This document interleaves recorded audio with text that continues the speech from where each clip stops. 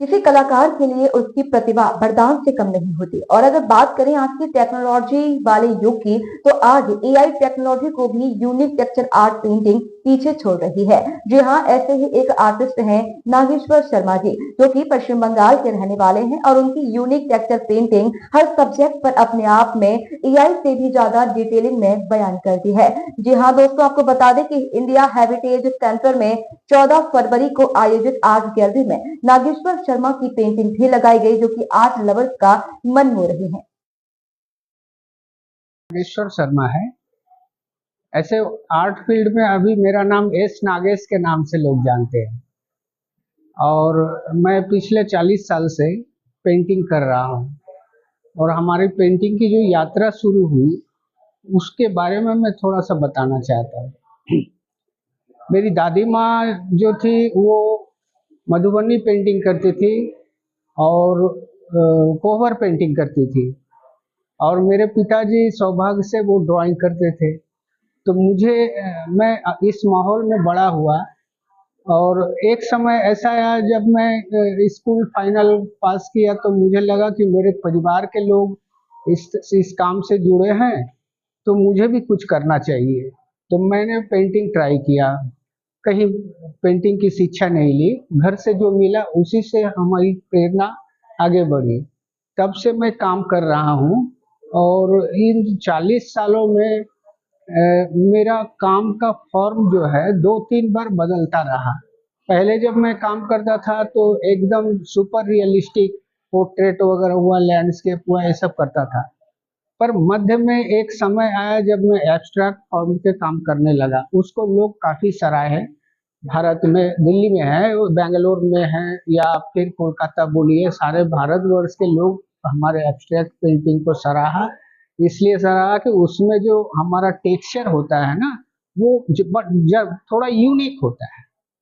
और मैंने 2 साल इंटरनेशनल शो देखा और इसलिए नहीं देखा कि मुझे उस तरह के काम करने हैं, मैंने इसलिए देखा कि मुझे वो सब काम नहीं करने हैं। तो इसीलिए हम इंटरनेशनल शो 2 साल तक फॉलो किया। बीच में मेरा काम 8-10 साल गैप था। अभी मैं 2 साल से कंटिन्यू हूँ और फिलहाल जो मैं काम कर रहा हूँ, जैसे इधर जो मेरे पीछे जो काम लगा हुआ है, मैं चूंकि वेस्ट बंगाल से हूँ तो हमारे वेस्ट बंगाल में टेराकोटा बोल के जली हुई मिट्टी का एक इतिहास रहा है। कम से कम 500 साल, 600 साल, 800 साल का एक इतिहास रहा है, 1000 साल का भी देखा गया है। तो मैं उस फॉर्म से बहुत ज़्यादा आकर्षित हूँ। तो मैंने कोशिश किया कि टेराकोटा स्टाइल में पेंटिंग हो सकता है कि नहीं। तो मैं सफल हुआ, मुझे अच्छा लगा और दिल्ली के लोगों को काफ़ी पसंद आया मेरे इस काम को। और इत्तेफाक से मैं जितना काम टेराकोटा का किया वो सारा काम जो है कोई ना कोई उसको अपने कलेक्शन में ले लिए। और अभी दिल्ली में मेरा ये 3 काम है टेराकोटा बेस्ड। तो देखते हैं क्या होता है, लेकिन प्रशंसक तो काफी आते हैं इधर इंडिया हैबिटेट सेंटर में। तो बहुत सारे देसी विदेशी लोग आते हैं। तो मेरे इस काम पर उन लोगों का फोकस सबसे ज्यादा है और मेरी इच्छा है, हम एग्जीबिशन इसलिए नहीं करते हैं कि इससे हमारी कमाई हो, इससे मेरा इनकम हो। हम एग्जीबिशंस करते हैं कि हम जो काम कर रहे हैं उस काम को कम से कम भारतवर्ष के लोग देखें और उससे आनंद लें।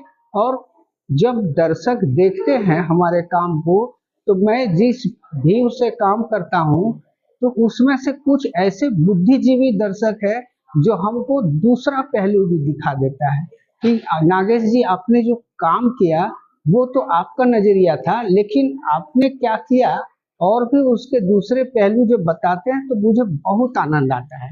कभी कभी उससे भी ज्यादा आनंद तब आता है जब लोग बोलते हैं कि नहीं, आपका काम ये पेंटिंग नहीं लगता है, ये फोटोग्राफी लगता है। तो मुझे बहुत खुशी होती है कि चलिए कुछ तो लगता है आपको, लेकिन मैं जानता हूँ कि ये पेंटिंग है, ये फोटोग्राफी नहीं है। तो जब लोग फोटोग्राफी कहते हैं तब मुझे लगता है कि अच्छा, तो मैं क्या फोटोग्राफर जैसा काम करता हूँ? अगर करता भी हूँ तो मुझे गर्व है क्योंकि फोटोग्राफी को एक समय उतना ज्यादा इज्जत या रुतबा नहीं मिलता था, लेकिन आज फोटोग्राफी पेंटिंग से कम नहीं है। नमस्कार।